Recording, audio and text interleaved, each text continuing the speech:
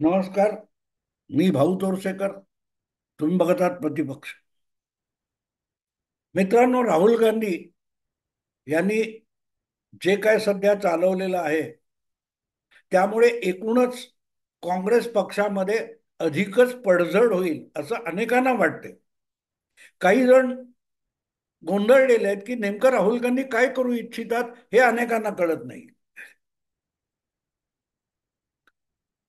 ज्या पद्धतीत राहुल गांधी बोलतायत ते बघितलं तर ते मला अतिशय नैसर्गिक वाटतं.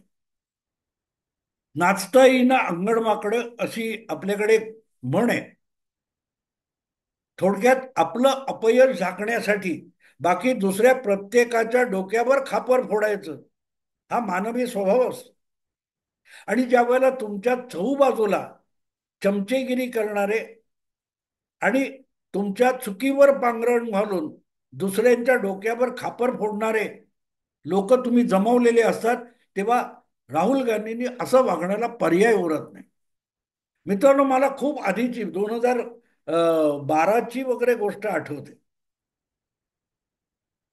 2009च्या लोकसभा निवडणुकीमध्ये उत्तर प्रदेशात काँग्रेसच्या 22 का किती जागा निवडून आल्या होत्या लोकसभेवर. राहुल गांधी राजकारणात तुलनेने नवे होते. पण 2009च्या लोकसभेमध्ये म्हणजे राहुल गांधी राजकारणात येऊन 5 वर्ष झाली होती. 2004 मध्ये आले आणि 2009ची लोकसभा निवडणूक होती. दुसऱ्यांदा राहुल गांधी अमेठीमधून निवडणूक लढवत होते. अशा वेळेला उत्तर प्रदेशात राहुल गांधी यांनी पहिल्यांदा जाहीर सभांमध्ये मोठमोठी भाषणं केली किंवा जास्तीत जास्त सभा केल्या. आणि त्यावेळेला उत्तर प्रदेशची जी विस्कळीत राजकीय व्यवस्था होती त्याचा फायदा काँग्रेसला मिळाला आणि काँग्रेसला 80 पैकी 22 जागा मिळाल्या. तर ते श्रेय केवळ राहुल गांधींचं आहे. राहुल गांधीमुळेच 2009 मध्ये काँग्रेसला 22 जागा मिळाल्या. हा इतका प्रचार करण्यात आला चमचेगिरीतून की राहुल गांधींनाही वाटायला लागलं की आपण देशातले सर्वाधिक लोकप्रिय आणि बुद्धिमान नेते आहोत. आपल्यासारखा कणखर नेता काँग्रेसला जणू काय आजवर लाभला नाही. 206 जागा काँग्रेसच्या निवडून आल्या आणि परत एकदा मनमोहन सिंग पंतप्रधान झाले. पण एक चर्चा सतत होत राहिलेली आहे की देशाचा जो पंतप्रधान होतो, देशामध्ये सत्तेत येणारा जो पक्ष असतो तो उत्तर प्रदेश वादाक्रांत केल्याशिवाय देशात सरकार चालवू शकत नाही. आणि त्यामुळे उत्तर प्रदेशात जी साधारणतः 1989-90 पासून काँग्रेसची जी पिछेहाट झाली होती ती भरून काढून उत्तर प्रदेशात काँग्रेसला एक नंबरचा पक्ष बनवायचा अशी भूमिका राहुल गांधींनी घेतली आणि काँग्रेसनेही घेतली. त्यामुळे मग पुढच्या पुढच्या याचा अर्थ 2012 मध्ये उत्तर प्रदेश विधानसभेच्या ज्या निवडणुका येत होत्या त्या निवडणुकीमध्ये राहुल गांधींच्या नेतृत्वाखाली उत्तर प्रदेशात भाजपचं सरकार बनवणं अशी भूमिका घेतली. आणि दिग्विजय सिंग मध्य प्रदेशचे माजी मुख्यमंत्री आणि काँग्रेस नेते आणि राहुल गांधी अखंड उत्तर प्रदेशात मुक्काम ठोकून होते. अगदी राहुल गांधी मोटरसायकलवरून सुद्धा इकडे तिकडे जायचे. मायावती मला वाटतं मुख्यमंत्री होत्या त्या काळात. हा सगळा इतिहास मी एवढा सांगतोय की ज्यावेळेला त्या निवडणुका प्रत्यक्षात 2022च्या 2012च्या झाल्या त्या मतदानानंतर दिग्विजय सिंग जे राहुल गांधींचे तेव्हाचे सर्वाधिक निकटवर्तीय होते, त्यांना कुणीतरी पत्रकाराने प्रश्न विचारला की तुम्ही म्हणताय की आमचं सरकार येईल, काँग्रेसचं सरकार येईल, काँग्रेसला बहुमत मिळेल, पण नाही मिळालं आणि काँग्रेस पराभूत झाली तर जबाबदारी कोणाची? तेव्हा दिग्विजय सिंग यांनी दिलेलं उत्तर अतिशय महत्वाचं आहे. दिग्विजय सिंग म्हणाले होते, जर काँग्रेसला यश मिळालं, बहुमत मिळालं आणि काँग्रेसचं सरकार झालं तर ते यश, त्याचं श्रेय राहुल गांधींना असेल. आणि काँग्रेस पराभूत झाली, काँग्रेसला बहुमत मिळालं नाही, तर तो नाकर्तेपणा आम्हा सामान्य कार्यकर्त्यांचा असेल, काँग्रेस पक्षाचा असेल, राहुल गांधींचा नसेल. इथे तुम्हाला काँग्रेसची मानसिकता लक्षात येते. तुम्हाला काँग्रेस पक्षात राहायचं असेल, काँग्रेस पक्षामध्ये आपलं काहीतरी करून घ्यायचं असेल, तर पहिली गोष्ट लक्षात ठेवायची की राहुल गांधी किंवा गांधी परिवारातला जो कोणी तेव्हाचा नेता असेल तो सर्वश्रेष्ठ असतो आणि कुठल्याही यशाचं श्रेय हे गांधी परिवाराला असतं आणि अपयशाला मात्र काँग्रेस पक्ष किंवा काँग्रेसचा कार्यकर्ता जबाबदार असतो. आणि एकदा हे सूत्र समजून घेतलं, काँग्रेसचं समर्थन करणं किंवा काँग्रेसचा समर्थक होणं यासाठी एक सूत्र आहे, एक नियम आहे. तो नियम असा आहे की गांधी परिवार कधीच चुकत नाही.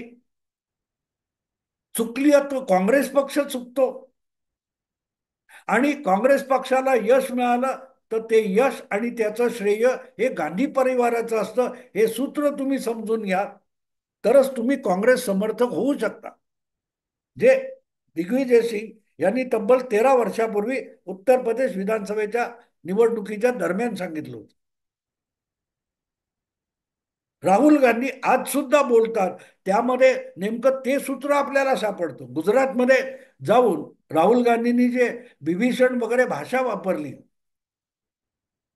आणि पक्षातल्या काही लोकांना खड्यासारखे बाहेर करावं लागतील असं सांगितलं, त्याचा अर्थ काय होतो?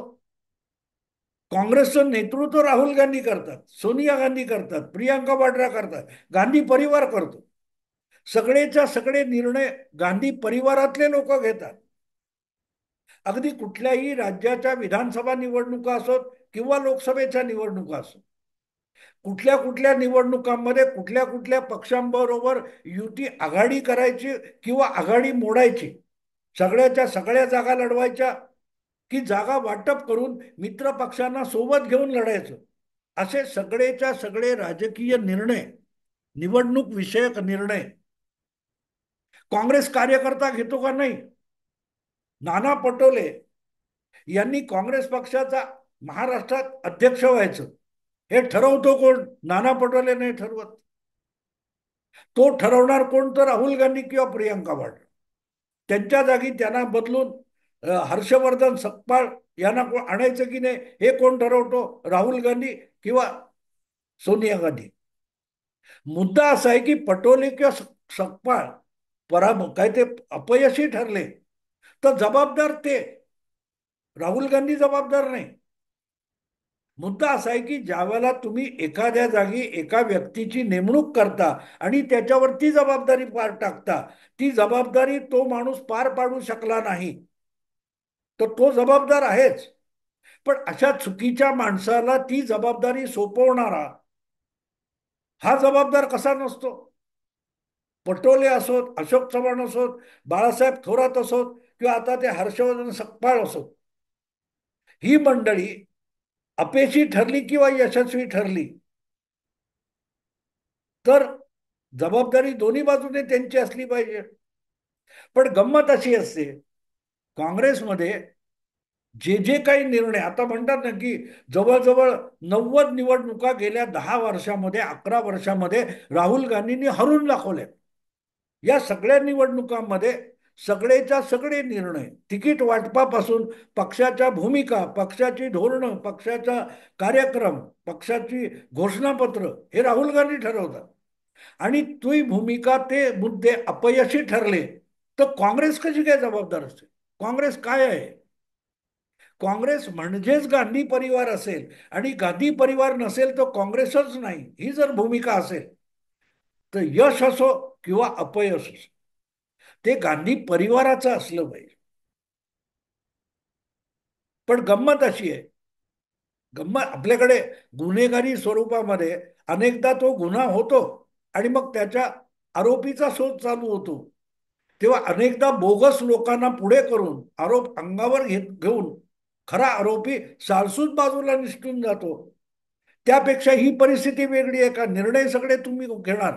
कृती म्हणजे काय तो तुम्हाला त्या सलमान खानचा पादचारी आपलं रस्त्यावर झोपलेले, जे फुटपाथवर झोपलेले लोक होते त्यांच्या अंगावरून गाडी चढली आणि ते मरण पावले, तर गाडी सलमान खान चालवत होता असं म्हटलं जातं, पण सगळीच्या सगळी जबाबदारी त्या ड्रायव्हरने आरोप अंगावर घेतला. पण खरंच तो गाडी चालवत होता का? ही जशी गोष्ट आहे, त्यापेक्षा राहुल गांधींनी आज काँग्रेस कार्यकर्त्यांना किंवा दुसऱ्या नेत्यांना ब्लेम करणं वेगळं आहे का सांगा? निर्णय जर तुम्ही घेत असाल, गाडी जर तुम्ही चालवत असाल, तर ऍक्सिडेंट झाला ही सुद्धा जबाबदारी तुमची येते.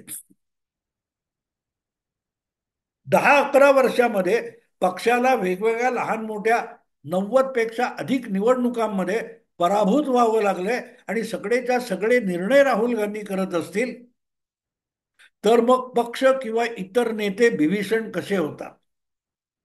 त्या बिभीषणांना आपला सेनापती बनवणारा कसा काय सुटू शकतो? रावणाच्या तरी बिभीषण हातात नव्हता. रावण आणि बिभीषण हे सहोदर, म्हणजे एकाच आईच्या पोटी जन्मलेले होते. पण इथे काँग्रेस पक्षामध्ये ज्या विविध जबाबदाऱ्या सोपवल्या जातात, दिल्या जातात, त्या जबाबदाऱ्या देणारे कोण आहेत? आता खरगेकडे बोट दाखवलं जाईल. खरगे काँग्रेसचे अध्यक्ष आहेत. पण खरगे काँग्रेसचे अध्यक्ष असतील, तो काँग्रेसमध्ये जी सर्जरी करणार किंवा सर्जिकल स्ट्राईक करणार, तो खरगे करतायत असं का म्हटलं जात नाही? राहुल गांधी काँग्रेसची सर्जरी करणार, आणि त्या सर्जरीवर सर्टिफिकेट देताना सही कोणाची? तर मल्लिकार्जुन खरगे. म्हणजे नेमणार तुम्ही, पण नेमण्याची जबाबदारी कोणावर? खरगेवर. म्हणजे नाना पटोले असतील किंवा कुठलाही कोण प्रदेश अध्यक्ष नेमला आणि तो अपयशी ठरला, तर तो पण जबाबदार आहे आणि मल्लिकार्जुन खरगे जबाबदार आहे. पण ती नेमणूक करणाराचा निर्णय कोणी घेतला होता? इथे तुम्हाला गल्लत लक्षात येते. गल्लत तिथे आहे. पण असो, जे काय राहुल गांधी करायला निघालेत, त्यात एक गोष्ट मला स्वागतार्ह वाटते. त्यांनी गुजरातमध्ये बोलताना काहीतरी सांगितलं की पुढची निवडणूक जिंकू वगैरे बोलणं मोटिवेशनसाठी ठीक आहे, पण ते सोपं नाही. गुजरातमध्ये काँग्रेसचं रिवायवल व्हायला कमीत कमी 40-50 वर्ष लागतील, 4-5 दशकं लागतील, असं स्पष्टोक्ती राहुल गांधींनी केलेली आहे. लागोपाठ आपण निवडणुका हरलोय. 1990 ला काँग्रेसने पहिल्यांदा गुजरातमध्ये जी काही निवडणूक गमावलेली आहे माधवसिंग सोळंकी असताना, त्यानंतर आजपर्यंत काँग्रेसला गुजरातमध्ये परत विधानसभा निवडणूक जिंकता आलेली नाही, बहुमताने सत्ता आणता आलेली. अजूनही काही निवडणुका हरू असं राहुल गांधींचं म्हणणं आहे, आणि ते योग्य आहे. पण आपल्याला तळागाळापासून पक्ष उभा करावा लागेल, हे सुद्धा राहुल गांधी बोलतात, हे फार चांगलं आहे. रिडेव्हलपमेंट, रिव्हायवल. पण राहुल गांधी एक गोष्ट विसरले. रिव्हायवलच्या आधी एक पायरी असते, तिला सर्व्हायवल म्हणतात. देशामध्ये अनेक राज्य तुम्हाला अशी सापडतील की जिथे जवळजवळ 4-5 दशकांपासून काँग्रेसचं रिव्हायवल होऊ शकलेलं नाही, कारण रिव्हायवल करायला काँग्रेस तिथे सर्व्हाइव्ह झालेली नाही, टिकलेलीच नाही, उरलेलीच नाही. तुम्ही थोडेफार शिल्लक उरलात तर त्यातून परत सुरुवात करता येते. जिथे पक्ष सर्व्हाइव्ह झाला नाही, शिल्लक उरला नाही, तर मग त्या पक्षाचं रिव्हायवल कसं होणार? 1967 साली काँग्रेस पक्ष तमिळनाडूत पहिल्यांदा निवडणूक हरला, आणि त्यानंतर आजपर्यंत तमिळनाडूमध्ये काँग्रेस पक्षाला परत विधानसभेत बहुमत मिळवता आलेलं नाही. गुजरात हे त्यातलं दुसरं उदाहरण आहे. बंगाल हे तिसरं उदाहरण आहे. बंगाल हे दुसरं आणि गुजरात हे तिसरं उदाहरण आहे. त्याच्या पाठोपाठ तुम्हाला अनेक राज्यांकडे बघता येईल. उत्तर प्रदेश 1990 नंतर काँग्रेसने जी सत्ता गमावली आहे, ती परत त्याला मिळवता आलेली नाही. बिहार. याचं कारण असं की रिव्हायवलसाठी सर्व्हायवल आवश्यक आहे, आणि सर्व्हायवल करताना अनेकदा पडती भूमिका सुद्धा घ्यावी लागते, आणि पडती भूमिका याचा अर्थ पद मिळवणं नसतं. तर पद मिळवून त्याचा फायदा घेत संघटना नव्याने उभं करणं असतं. दुर्दैव असं आहे की ही संघटना उभं करू शकणारी माणसं जी स्वयंभू असतात, ती हायकमांड असलेल्या गांधी परिवाराला आवडत नाही. डोळसपणे बघा तुम्ही.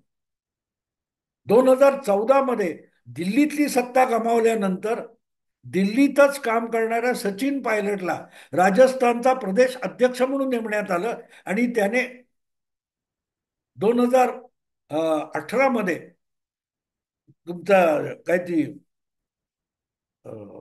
2018 मध्ये निवडणूक जिंकून दाखवली राजस्थानची.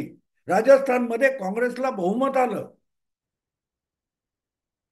पहिली गोष्ट काय केली असेल, या तरुण नेत्याचं खच्चीकरण राहुल गांधी आणि गांधी परिवाराने सुरू केलं. आज जर तुम्ही तेलंगणामध्ये निवडणूक जिंकून देणाऱ्या रेवंत रेड्डी या नेत्याला मुख्यमंत्री केलं असेल, तर मग सचिन पायलटला राजस्थानमध्ये मुख्यमंत्री का केलं? कर्तृत्व दाखवणं हा जेव्हा गांधी परिवाराच्या दृष्टीने गुन्हा असतो, तेव्हा आपोआपच कर्तृत्व दाखवणारे किंवा कर्तृत्व असलेले लोक पक्ष सोडून जायला लागतात. त्यांना विभीषण, गद्दार काही द्यायची ती नावं द्या, पण उरतात ते खुजे लोक असतात, दुबळे असतात, परावलंबी असतात. यातून तुम्ही पक्ष कसा उभा करणार याचं उत्तर मला तरी सापडत नाही.